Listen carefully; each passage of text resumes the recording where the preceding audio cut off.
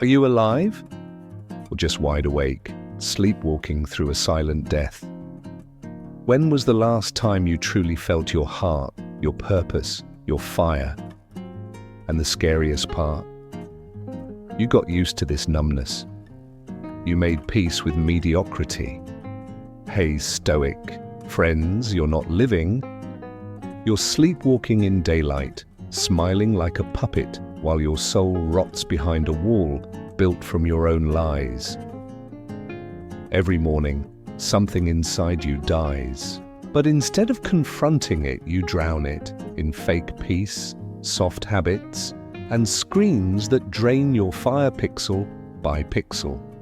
You've forgotten what it means to feel alive. You've forgotten the taste of purpose, the weight of focus, the raw beat of your heart when it's not silenced by noise. And the worst part, you got used to it. You watched your greatness bleed in silence and called it normal. There's a monster inside you, starving, wild, chained by every excuse you've ever made. That version of you, who doesn't flinch, doesn't beg, doesn't bow. He's still in there, but he's buried beneath soft living, fake smiles, and a happiness that feels like dying slowly with a mask on. You've made peace with mediocrity and called it acceptance. You've dimmed your light to keep others comfortable. You've betrayed your fire to belong. But deep down, you know you were built for war, not the kind with swords, the kind inside, the one no one sees. But that's been ripping you apart, piece by piece. You don't need a year. You don't need healing moonlight or cozy tea rituals. You need 7 savage, insane days. 7 days of brutal solitude. 7 days of inner war. 7 days of looking yourself in the eye and declaring war on every ounce of weakness inside you. You think you're stuck? You're not stuck. You're sedated. And now, it's time to rip the plug out of your soul and wake the hell up. This week will not be gentle. It will not be poetic. It will be demolition. Tearing down every lie, every borrowed identity, every mask you wore just to survive.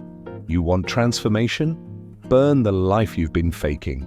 Burn the comforts, burn the distractions, burn the soft voices whispering just be patient. To hell with patience. You've been dying slow. You need rebirth, and rebirth only comes through fire. Epictetus didn't whisper. He commanded, first, say to yourself what you would be, then do what you have to do. That's not a quote. It's a sword. You decide who you will become, and then you drag your soul through the storm until you become it. No motivation, no waiting, just fire. You choose discomfort over dopamine, presence over pleasure, power over peace. This video, it's not comfort. It's a battlefield. Every second is a bullet. Every word, a blade, and by the end, you'll be broken or reborn. So don't just watch this, bleed with it. Let it burn through your skin. Let it reach your soul. Watch like the old you is dying and the new you is clawing through the ashes. This is your week. Give it everything. Drop the fake calm, the fake smile, the fake self, and you won't recognize the person staring back at you. Your energy will shift. Your face, your walk, your aura. Everything will change. People will feel it. They'll ask, what happened to you? You'll just smile, because you burned the weakness out of your bones. If this hit you, don't just consume it. Let it consume you. Lock in, engage, carve your name into the moment. Your life snapped in half and began again. Comment this like it's etched into your spine. This week, I become unrecognizable. Because this isn't self-improvement, it's resurrection. Through rage and after this week, nothing in this world will ever tame you again. You heard the call. not to live softly, but to ignite. And it begins where every day begins. The morning. Number 1. Wake up in silence, not noise. You open your eyes. And before your soul even remembers who it is, you've handed it away. You swipe. You scroll. You throw your spirit into flashing screens and voices you never asked for. You're not waking up. You're surrendering. That device beside your bed. It's not a phone, it's a loaded weapon, and every morning you pull the trigger on your own peace. Before your lungs take a full breath, 1,000 faceless people invade your headspace. You lose the battle before you even stand up, not because you're weak, but because you've been tricked into believing this is normal. It's not. It's spiritual suicide. You weren't built to wake up that way. You were built to rise like a beast in the dark, one that doesn't flinch, doesn't speak, just breathes, deep, heavy. Like thunder from the chest, let the silence slap you like a god's wake-up call. No music, no notifications, no stimulation. Just raw, unfiltered reality. Just you, your soul, and the war drums pounding behind your ribs. Silence isn't peaceful. It's feral. It shows you what you've buried, the fears you scroll away from, the shame you mute with noise, the dreams you abandoned to fit in. And when you sit in it, really sit in it, it claws at you, rips open parts of you that have waited for the noise to die so they could finally speak. Most men can't handle that. They run back to comfort, back to distractions, back to the spoon-fed sedation called routine. But you're not most men. You don't flinch at fire. You swallow it. 10 minutes, that's all. 10 brutal minutes of stillness. You sit. You breathe. You listen to your mind scream. You hear shadows whisper. And you don't move. You don't chase. You don't hide.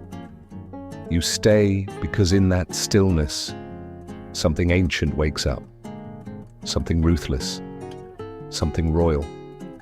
Something divine. You were never meant to be soft in the morning. You were built to rise like a storm that's been waiting all night to unleash. And then it happens. The shift. You walk through the day like a ghost with a mission. People talk. You hear nothing. Chaos erupts. You blink slowly. Your pulse doesn't rise because you've already won. You conquered the first war, the one within. And now? The outer world is child's play. Marcus Aurelius said it best. Nowhere can man find a quieter or more untroubled retreat than in his own soul. But that retreat, it's not a spa, it's a cave. It echoes. It confronts, and if you sit in it long enough, breathe through the discomfort, you don't come out the same. You come out forged, hardened, unbreakable. 1 week, that's all. 7 mornings, absolute silence, no phone, no noise, no stimulation. Let your soul rise before the world drags it down. Let your breath speak louder than any voice. Let your presence punch harder than any quote. And when people see you, they won't understand what changed, but they'll feel it in their bones, like you walked through something untouchable, like you met yourself in the dark and came back, with fire in your eyes, because that's what silence does. It doesn't calm you, it arms you. Now step into number 2, where we stop feeding our addictions and start feeding our soul. You began the week in silence, and in that stillness, your real self began to rise. But to keep that fire alive, you must cut off the fuel feeding the false. Addiction.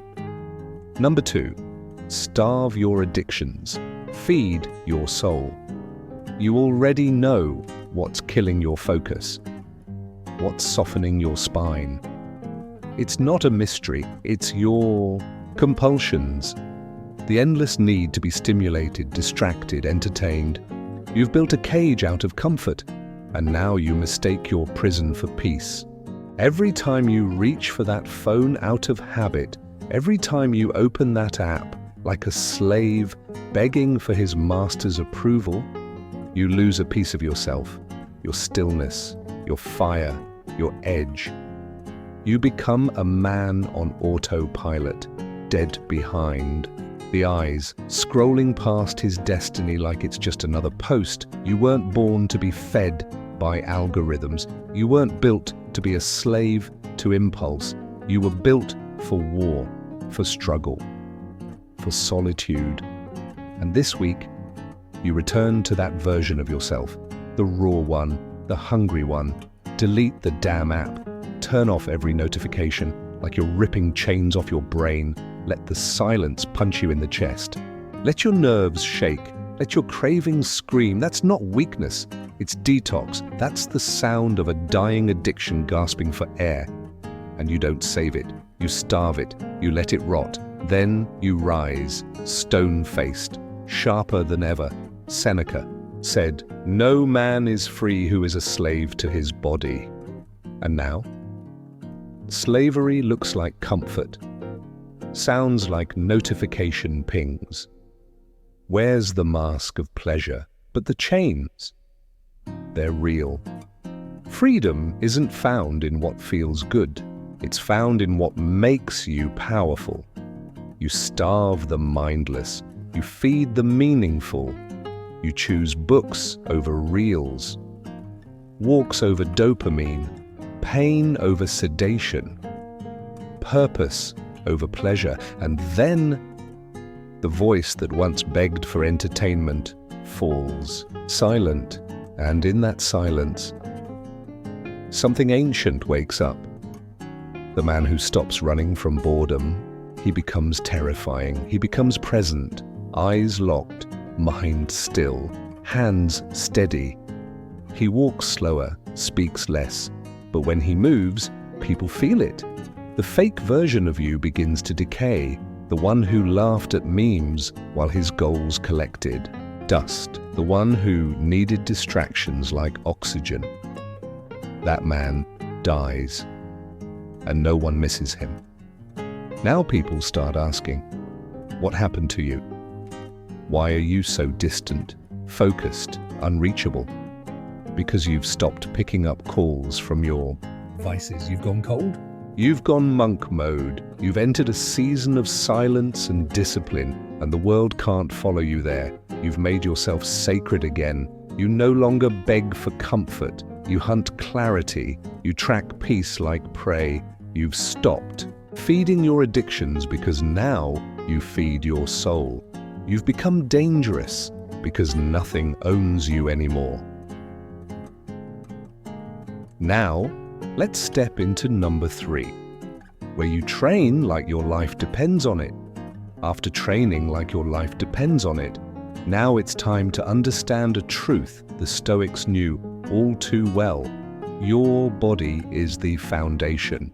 Mucius Rufus, one of the toughest minds in Stoic philosophy, once said, "We must take care of the body, not only to have it serve the soul, but also to strengthen it. Your body is your base. And without a solid base, the whole house collapses. A weak body breeds a weak mind.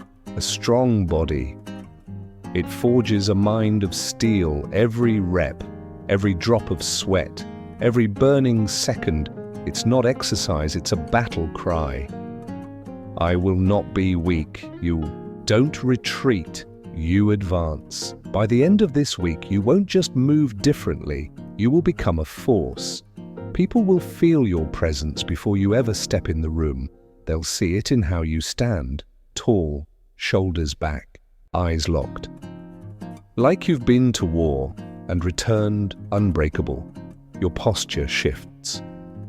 Your gaze cuts. Your steps thunder with intention. Each one screaming, "I've earned this." Train with ferocity. Train like your life depends on it, because it does. You don't need motivation. You need movement. movement that drowns every excuse. Let your sweat purge your doubt. Let pain sharpen your clarity. And when you look in the mirror at week's end, the man staring back won't be the same. Not because he looks different, but because he radiates something different.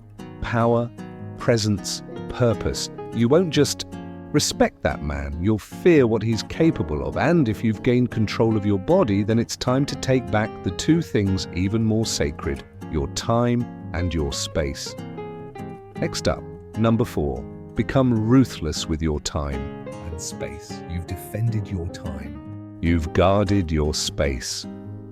Now it's time to face the most brutal battlefield of all, the mirror. Broken promises, quiet breakdowns, the masks you wear when no one's watching, and the lies you whisper to yourself just to survive another soft day. But this week, the games end. The illusions die. The mirror becomes your battleground, your confessional. You don't approach it gently. You storm it like a madman desperate for truth. You get close, so close you feel your own breath bouncing back, and you say it, no filter, no smile, no sugar. You spit out the filth you've swallowed for years. I'm a fraud when no one's looking. I've let fear rewrite my story. I blame others because I'm too scared to lead. I abandoned the man I was born to be. Say it like a roar. Let the guilt rise. Let the shame hit like a bat to your ribs.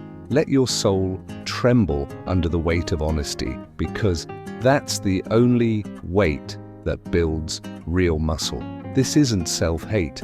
It's self-respect, and sometimes that respect only comes after you rip yourself apart. Epictetus didn't care about comfort. He said, if someone succeeds in provoking you, realize that your mind is complicit in the provocation. Translation? You're not a victim, you're a collaborator in your own destruction. You let weakness rent space in your soul. You served fear breakfast in bed, but not anymore. You declare war, not on the world, but on the rot inside. You burn every excuse, every justification, every "I'll start tomorrow." You slaughter the old self like a traitor, and then write. There, still staring into your own eyes, you breathe, not in relief. In rebirth, you whisper, that man is gone, and I'm done asking for forgiveness. From that moment, you begin to write. Each day, one savage, sacred page, your regrets, your rage, the fire still flickering inside your bones. Because when your truth bleeds from your hand into words, you become untouchable. You stop being a prisoner of your past. You become the author of your resurrection. And after 7 days of holy war, you return to the mirror. But this time, you don't blink. You don't smirk. You don't flinch. You stare into your own eyes, and you see something wild, something dangerous. A man who crawled through his own ashes and stood, not softer, stronger, not cleaner, realer, because the mirror doesn't lie. And now neither do you. And what's coming next isn't just a reflection, it's a revelation, the final truth. That this wasn't a week of healing, it was a week of resurrection.